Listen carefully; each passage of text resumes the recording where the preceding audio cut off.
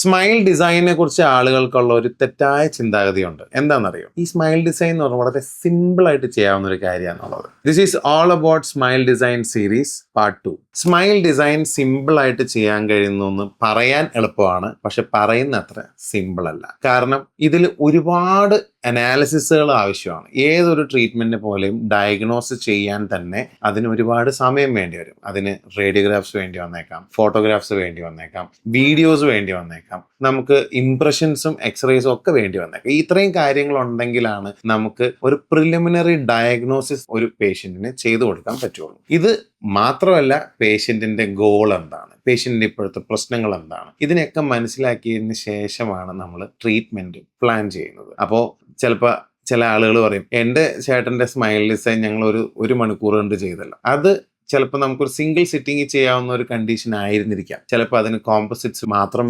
മതിയായിരിക്കാം. ചിലപ്പോൾ ഒരു മെറ്റീരിയൽ ഉപയോഗിക്കാതെ തന്നെ നമുക്ക് സ്മൈൽ കറക്ഷൻ ചെയ്യാൻ പറ്റും. അതെങ്ങനെയാണെന്ന് അറിയുന്നുണ്ടെങ്കിൽ ഇതിൻ്റെ നെക്സ്റ്റ് പാർട്ട് കാണാം.